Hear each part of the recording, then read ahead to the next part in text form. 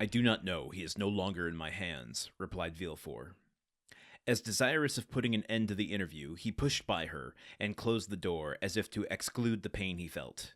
But remorse is not thus banished. Like Virgil's wounded hero, he carried the arrow in his wound, and, arrived at the salon, Villefort uttered a sigh that was almost a sob, and sank into a chair. Then the first pangs of unending torture seized upon his heart. The man he sacrificed to his ambition, that innocent victim immolated on the altar of his father's faults, appeared to him pale and threatening, leading his affianced bride by the hand, and bringing with him remorse, not such as the ancients figured, furious and terrible, but that slow and consuming agony whose pangs are intensified from hour to hour up to the very moment of death. Then he had a moment's hesitation. He had frequently called for capital punishment on criminals, and owing to his irresistible eloquence, they had been condemned, and yet the slightest shadow of remorse had never clouded Villefort's brow, because they were guilty. At least, he believed so. But here was an innocent man whose happiness he had destroyed. In this case, he was not the judge, but the executioner. And thus he reflected, he felt the sensation that we have described, and which had hitherto been unknown to him, arise in his bosom, and fill him with vague apprehensions. It is thus that a wounded man trembles instinctively at the approach of a finger to his wound until it be healed, but Villefort's was one of those that never close, or, if they do, only close to reopen more agonizing than ever. If at this moment the sweet voice of Renée had sounded in his ears pleading for mercy, or the fair Mercédès had entered and said, "In the name of God, I conjure you to restore me my affianced husband," his cold and trembling hands would have signed his release. But no voice broke the stillness of the chamber, and the door was opened only by Villefort's valet, who came to tell him that the traveling carriage was in readiness. Wow. Okay, so what an insight into the internal experience of Villefort here. He is, I think the appropriate word, remorse. He is feeling guilt upon his head and his soul. It hangs heavy for doing this. And he's acknowledging to himself that he is imprisoning an innocent man in all of this.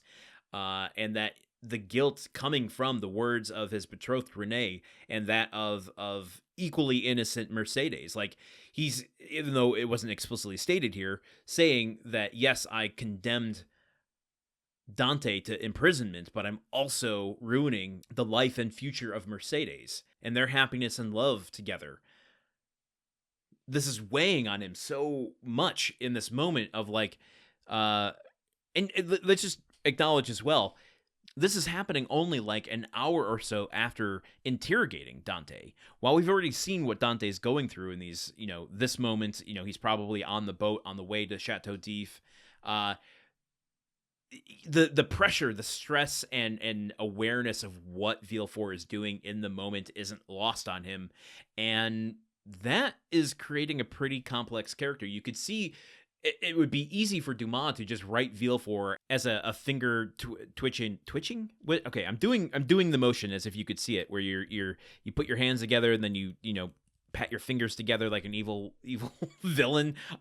Okay, how about this? Because it's easier to just paint with word pictures. A mustache twirling villain, but he's not. He's painting out Villefort as a flawed character with depth. That he acknowledges his own ambition has led him to do these dastardly things. And he has to grapple with that now. And I love this line here where he's comparing it to a wound. That like, a wounded man trembles instinctively at the approach of a finger to his wound until it's healed. But Villefort's was one that never close, or, if they do, only close to reopen, more agonizing than ever. So he's saying, like, yeah, maybe this wound will close, but if it ever opens up, it's going to hurt like a bitch even later. This is, yeah, I don't know. Doesn't change what he did. I don't really have any more sympathy for him, but the gradient that Dumas is painting in Villefort is really interesting and makes for much more interesting reading. So let's just keep reading as we barrel toward the end of Chapter 9. Tomorrow's the penultimate episode, so I will see you all here then, okay? Goodbye. The Countdown of Monte Cristo is part of the Gruntwork Podcast Network. This show is produced, edited, and hosted by Landon Solano. The original text of The Count of Monte Cristo by Alexander Dumas. Theme song by Magic Solo. If you want to support the show and others like it, visit patreon.com/gruntworkpod. Thank you for listening. See you tomorrow.